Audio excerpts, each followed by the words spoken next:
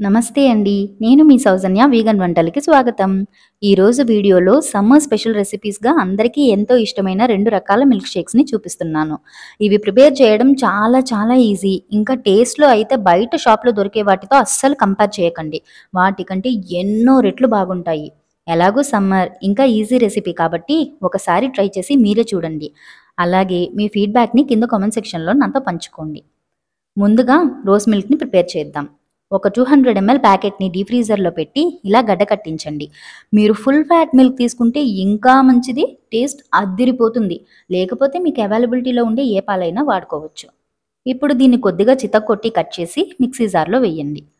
తరువాత 4 టేబుల్ స్పూన్ల షుగర్, అర teaspoon rose milk essence వేసి బ్లెండ్ చేయండి. దయచేసి బయట షాప్‌లో దొరికే ఎసెన్సే వాడండి. అప్పుడే టేస్ట్ బాగుంటుంది.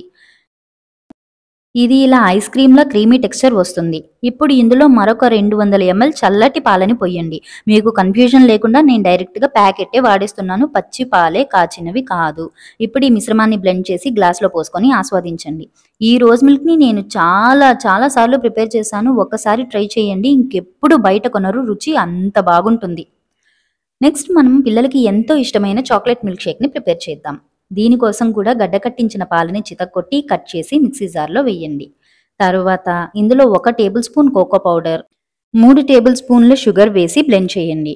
నెక్స్ట్ 200 ఎంఎల్ చల్లటి పాలను పోసి 1 టీ స్పూన్ చాక్లెట్ సిరప్ లేదా చాక్లెట్‌ని వేసి బ్లెండ్ చేయండి. నేను గ్లాస్‌నిలో చాక్లెట్ సిరప్‌తో డెకరేట్ చేస్తున్నాను. తర్వాత మిల్క్ షేక్‌ని పోసి కొద్దిగా చాక్లెట్ పౌడర్ ఇంకా చాక్లెట్ సిరప్ వేసి సర్వ్ చేసుకోండి. అంతే, ఎంతో రుచికరమైన చాక్లెట్ మిల్క్ షేక్ రెడీ. చాలా చాలా ఈజీ కదా! ఈజీ అని తీసి పారేయకండి. టేస్ట్ నేను మాటల్లో చెప్పలేను, ఆస్వాదించాల్సిందే. మీరు కూడా ట్రై చేసి మీకు ఎలా వచ్చిందో కింద కామెంట్ సెక్షన్‌లో చెప్పండి. మరి ఈ వీడియో కనుక మీకు నచ్చితే తప్పకుండా లైక్ చేయండి, ఇంకా షేర్ చేయండి.